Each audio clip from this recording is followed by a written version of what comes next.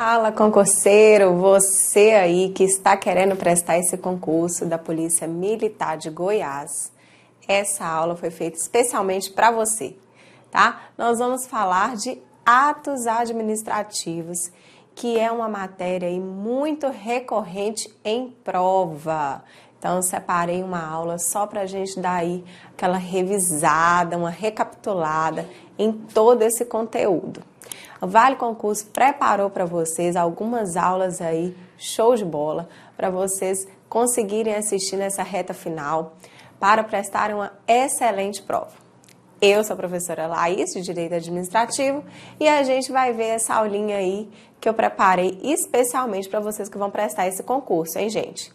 Olha só, atos administrativos geralmente despencam em prova. Geralmente despencam. Eu não acho que é um tema ruim, não. Tem muita gente aí que me fala que não gosta de direito administrativo. Mas a gente vai ver que vai fluir, o assunto vai fluir, vocês vão conseguir entender e na hora da prova, que é o mais importante, vocês vão conseguir gabaritar. Então vamos lá, gente. O que significa atos administrativos? Olha só, para a gente entender realmente o conceito de atos administrativos, a gente precisa começar um pouquinho antes, tá? Como assim, professor? Olha só, atos administrativos pode-se entender que é uma espécie, tá? Atos administrativos é uma espécie do gênero atos da administração. O que são atos da administração? Vamos pensar aí na administração pública como um todo, né? A gente tem os agentes públicos, os órgãos públicos, as pessoas jurídicas, tudo dentro da administração pública. Olha só, todos os atos, né, dos órgãos, dos agentes, das pessoas jurídicas, todos os órgãos, todos os atos dessas pessoas, elas são atos da administração. Por quê? Porque são pessoas que estão inseridas dentro da administração pública. Entenderam? Então, qualquer coisa que eles façam, eles estão agindo dentro da função administrativa. Então, posso dizer que tudo é um ato da administração. Porém, não são todos esses atos que vão ser considerados o que a gente quer estudar hoje, que é o quê? Atos administrativos. Então, vamos ver a diferença. Olha só, então, atos da administração é um conjunto maior. Seria o gênero que se subdivide aí em atos privados, atos políticos, atos materiais e os atos administrativos, que é onde a gente quer entrar. Então, vamos ver. Os atos privados, passar rapidinho só para vocês entenderem que existem outros atos que a administração pública exerce, né? Mas que não são considerados atos administrativos. Os atos privados, gente, eles são respaldados aí pelo direito civil. A administração pública age e, na verdade, são baseados lá no direito privado. Então, a administração está atuando, quando ela age aqui com atos privados, como se particular fosse, tá? Então, alguns exemplos que a gente pode dar seria a doação, a permuta, alguns contratos aí que a administração faz que vai ser baseado no direito privado e não no direito público, que é o que interessa pra gente. Então, vamos pular. Vamos falar dos atos políticos. O que significaria os atos políticos, gente? São os atos que são editados no exercício da função política, né? Pode ser a função de governo também, atos de governo, você pode encontrar na sua prova, tá? Tem outra nomenclatura também. Então, não se assustem se na hora não aparecer atos políticos e aparecer atos de governo. É sinônimo, beleza? Então, olha só, quando o chefe do executivo, por exemplo, veta uma lei, ele está atuando aí, né, na sua função política, na sua função de governo. Isso não é considerado um ato administrativo. Os atos materiais. O que são esses atos materiais, gente? Sinônimo também, pode ser chamado fatos administrativos. Pode vir assim na sua prova? Pode. Então, atos materiais ou fatos administrativos, o que são? São as atuações sem manifestação de vontade, mas que vai trazer uma consequência no nosso mundo jurídico, tá? Por exemplo, aí alguns acontecimentos naturais. Então, a administração pública, ela não agiu com manifestação de vontade, mas aquilo ali irá gerar algum efeito jurídico dentro da administração, tá? Então, por isso que eu falo que são atos materiais ou fatos administrativos. E aí nós entramos na quarta espécie dos atos da administração, que são os atos administrativos, que é onde a gente queria chegar. É aqui que a gente tem que prestar muita atenção, tá? Essa matéria é muito importante mesmo para o concurso de vocês. Olha só, elas são manifestações unilaterais. Já para por aqui. Por quê? Quando cai na prova, o examinador adora trocar essa palavrinha, gente. Unilateral por bilateral. Então, olha só. São manifestações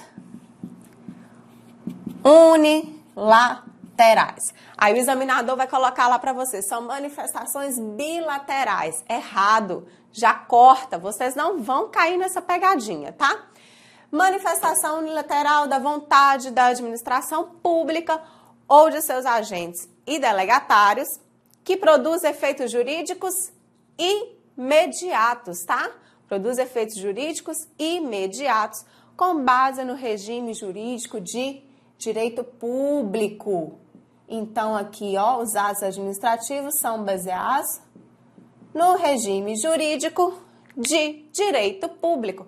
Certíssimo! Na hora da prova vai trocar, gente. Por quê? Porque os atos privados são regidos pelo direito privado. Aí eles invertem o conceito e vocês acabam confundindo na hora da prova, porque vocês estudaram tudo junto, né? Tudo próximo. Fala, meu Deus, eu lembro que eu vi isso, mas não tô lembrando bem se é isso.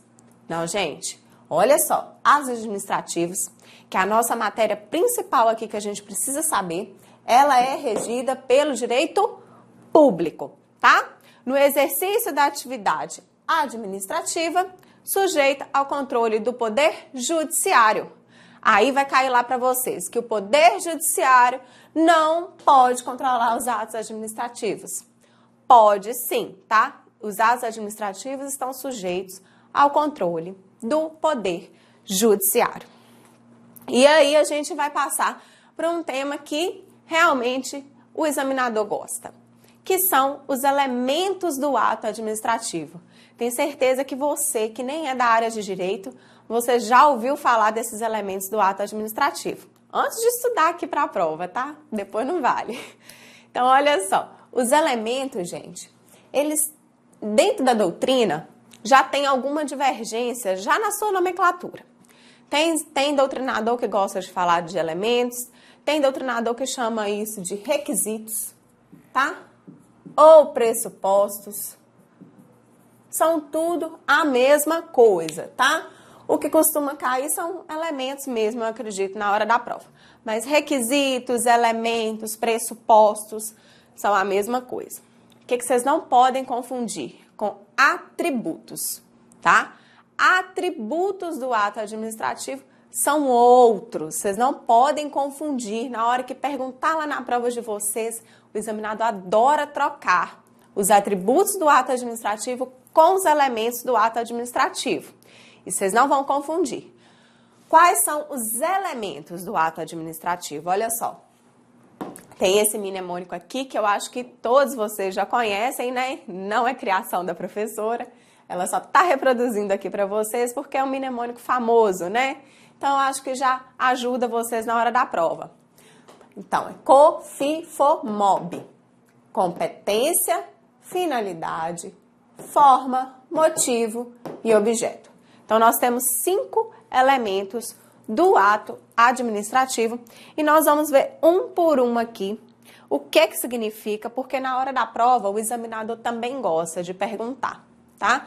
Coloca o conceito, inverte um conceito de um, fala que competência é isso, sendo que é outro conceito. Então, vocês prestem atenção aí para na hora da prova não errar, pessoal. A competência é o quê? A competência ela é definida por lei, tá? Nossa, pode anotar. Ela só será definida por lei, pessoal. Isso aí é uma característica, assim, muito importante da competência. A competência será atribuída às pessoas jurídicas, aos órgãos públicos e aos agentes públicos, e ela será sempre definida por lei. O que é essa competência, gente? Você que está querendo ser aprovado aí nesse concurso público da Polícia Militar do Estado de Goiás, ó, coisa chique. Então, você vai ser aprovado e lá você vai ter competências, né? Você que está chegando agora, você acha que você vai ter a mesma competência de um capitão, de um major? Não, entenderam? As competências são diferentes. Cada cargo possui a sua competência. Então, você vai ter uma competência, o tenente tem outra competência, o major tem uma competência maior. Então, são competências distribuídas por lei, de acordo com o seu grau aí de hierarquia. Pode ser também, tá? A competência da Polícia Civil é a mesma competência da Polícia Militar? Não.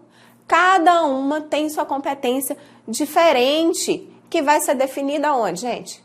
Na lei. Tudo com previsão legal, tá?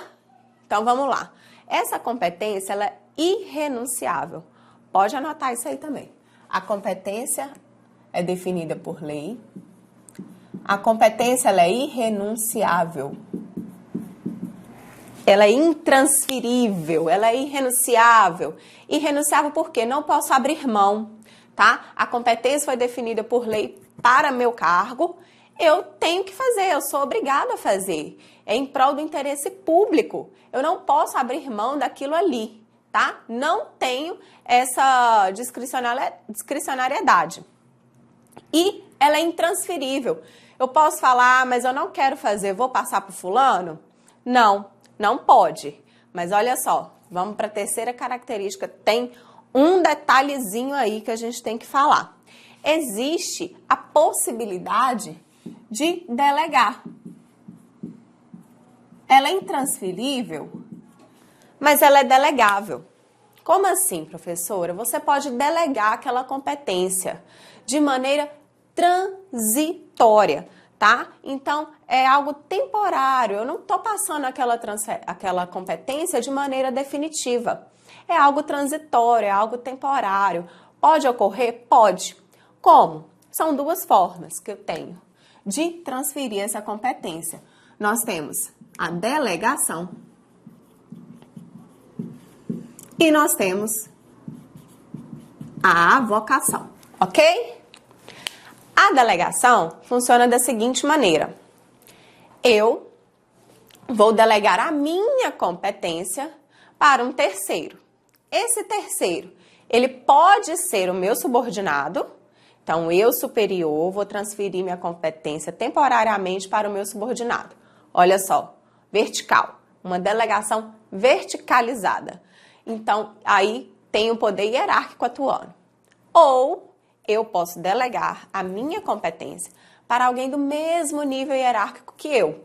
Olha só, uma linha horizontal.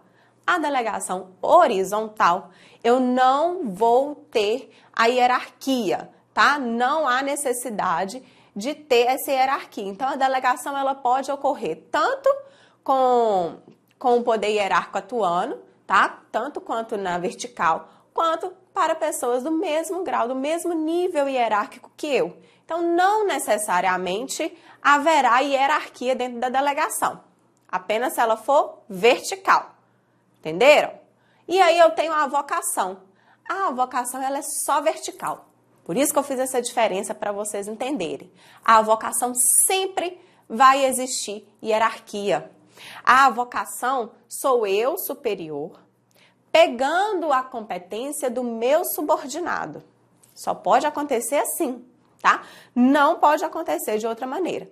Então, a avocação sou eu superior, que vou pegar a competência lá do meu subordinado. Beleza? Vamos lá. Outra coisinha que costuma cair em prova dos critérios de distribuição de competência. Como que a lei define que a competência vai ser para você e não para mim? Entendeu? Então, a gente tem alguns critérios para essa definição, para essa distribuição da competência entre os órgãos e agentes aí da administração pública.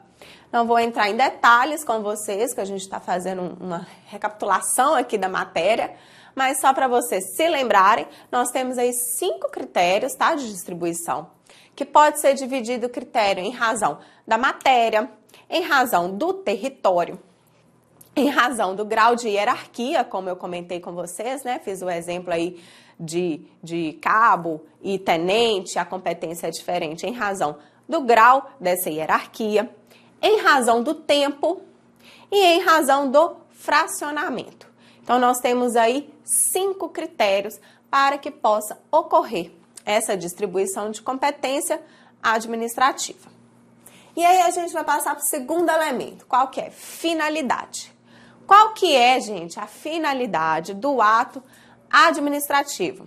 É o resultado, tá? Então, vocês podem ter em mente, assim, anotar mais ou menos o que é a finalidade, gente. É o resultado que o agente busca alcançar com aquele ato que ele emitiu, tá? Então, a gente olha lá na frente, tudo daquele ato, no final, o resultado daquele ato, que é a finalidade do ato, entendeu? Não é o que acontece de imediato, beleza? Olha só, por exemplo, a gente tem uma finalidade geral e temos uma finalidade específica, tá? Finalidade geral do ato vai ser sempre o interesse público. Já caiu isso em prova. Qual que é a finalidade geral do ato? Interesse público, gente. Lembre dessa palavrinha mágica. A administração pública está sempre atuando em prol do interesse público, tá? Então, finalidade geral do ato vai ser sempre interesse público. Finalidade específica. Aí sim, a finalidade específica vai estar lá prevista em lei, tá? É sempre que vai decorrer tanto explicitamente quanto implicitamente pela lei. Mas vai estar lá, vai ter o seu respaldo legal, tá? Então, vamos supor, eu quero desapropriar a casa do José. Por que eu quero desapropriar a casa do José? Para qual fim eu quero desapropriar a casa do José? Onde que eu vou chegar com essa desapropriação? Lá no final, o que vai acontecer? Eu quero desapropriar a casa do José, porque lá na frente eu vou construir uma escola pública, por exemplo, um hospital. Então, eu tenho um fim. Eu quero chegar lá na frente. Eu olho lá na frente para eu saber qual que é a finalidade daquele ato administrativo. Aquele ato de desapropriação, qual é a finalidade daquela desapropriação? Construir uma escola pública daqui a alguns anos. Entenderam? Nesse caso, gente, não existe margem de liberdade, tá? É um ato vinculado, tá lá na lei, vai ser assim. Você só pode desapropriar para tal e tal coisa. Você está desapropriando aquele indivíduo, aquele particular, porque você tem o fim de construir uma escola pública. Beleza? Fechamos. E a forma, gente? Qual que é a forma do ato administrativo? Olha só, a forma é a exteriorização do ato administrativo. É a maneira como eu vou reproduzir esse ato, tá? Em regra, vou até colocar aqui que é regra, por quê? Porque tem exceções. Então, em regra, o ato administrativo, ele se dá de quê? Ele se dá de maneira escrita. Eu preciso escrever, eu preciso divulgar, eu preciso publicar. Seja no diário oficial, seja em um regulamento, em âmbito interno, mas eu preciso escrever. Então, esse ato administrativo, ele geralmente se exterioriza de forma escrita. Um exemplo para vocês. Eu quero punir o servidor Joãozinho, porque Joãozinho tá faltando muito serviço. Aí eu tô só pensando, o Joãozinho tá faltando muito, eu vou punir ele. Ele vai levar uma suspensão. Tô pensando. Você exteriorizou o seu ato? Não, você está pensando. Mas ninguém sabe que você está querendo punir o Joãozinho. Você não publicou, você não divulgou em lugar nenhum. Ninguém está sabendo que o Joãozinho vai ser punido. Como que alguém vai saber isso? Quando você escrever. punindo o servidor Joãozinho, porque o servidor Joãozinho não comparece para o serviço, não vem aqui no batalhão, então ele está sendo punido com 1 semana de suspensão. Ponto. Divulguei. Agora sim, você exteriorizou o ato administrativo. Todo mundo teve conhecimento. Isso é a forma. Mas, gente, temos o quê? Coloquei aqui. Regra, né? Coloquei regra. Por quê? A gente tem exceção? Temos exceção. O ato administrativo pode se dar por gestos. Você, policial, você está em uma blitz. Você apita, pedindo para o carro parar. O motorista dentro do carro está te vendo apitando e fazendo um sinal de parada. Ele vai entender que você está pedindo para parar? Vai. Isso também é uma forma de exteriorização, é uma manifestação aí do ato. Então, também pode ser através de gestos, né? Através de sinais sonoros. Tudo isso pode ser a forma, mas em regra, ela vai se dar de forma escrita. Beleza? Então, vamos lá. Qual que é o próximo que a gente tem? Motivo. Motivo é outro elemento do ato administrativo. O motivo, gente, vai ser aí a situação de fato ou de direito que levou àquela edição do ato. Eu posso colocar aqui que seria assim, por quê? Por que que eu estou editando esse ato? Né? Aí que eu vou chegar. Por que que eu estou demitindo o Joãozinho? Porque o Joãozinho cometeu corrupção. Então, ele está sendo demitido. Entenderam? Por que é o motivo? Motivo é diferente de motivação. Vocês vão ver isso muito em prova. O que que acontece? Vou até escrever aqui, ó. Motivação. Diferente de motivo. A motivação é a exteriorização do motivo. É a justificativa do motivo, tá? Olha só. Motivação, ela está dentro do elemento forma. Dentro do elemento forma, você vai encontrar motivação. Presta atenção. Na hora que cair na prova, vocês vão lembrar de mim. Elementos. Quais são os elementos? Competência, finalidade, forma, motivo e objeto. Chega na hora da prova, o examinador troca e coloca que motivação é um dos elementos do ato administrativo. Mas você não vai errar essa questão. Porque você sabe que motivação não é um elemento, tá? Motivação não é elemento do ato administrativo. Coloca isso aí na sua cabeça. E aí a gente entra naquela teoria dos motivos determinantes. Quem já ouviu falar dessa teoria? Teoria famosíssima dentro do direito administrativo. O que que acontece, pessoal? O motivo do ato administrativo, se ele for falso ou se ele for inválido, olha só, se ele for falso ou inválido, então o ato administrativo ele vai ser invalidado. Esse ato vai ser anulado. Então a gente tem duas possibilidades. Na hora da prova, o examinador coloca várias possibilidades. Então, se o motivo for falso ou inválido, o ato administrativo será anulado. Ok? Ok. Como assim, professor? O que que acontece? Tem alguns, o motivo, ele pode ser tanto vinculado quanto discricionário, tá? Esse é um elemento do ato que pode ser vinculado ou discricionário. No caso dele ser discricionário, como por exemplo, a demissão de um cargo comissionado, eu posso demitir sem ter que justificar, porque o cargo comissionado, ele é de livre exoneração, livre nomeação e livre exoneração, certo? Então, eu posso exonerar aquele servidor a qualquer tempo sem um motivo. Mas se eu resolvo motivar, o que que acontece? Se eu não fui com a cara daquele servidor, eu quero exonerar, eu não preciso justificar. Mas se eu resolvi justificar e falei, estou exonerando a Maria porque a Maria chega atrasada todos os dias. Esse motivo é falso. Esse motivo é falso. A Maria chega pontualmente todos os dias. Então, se a Maria comprovar que aquele motivo é falso, esse ato administrativo será anulado. Entenderam? Essa aqui é a teoria dos motivos determinantes. E para a gente finalizar essa aula, a gente vai ver aí o objeto do ato administrativo. O objeto, gente, é o objetivo imediato, tá?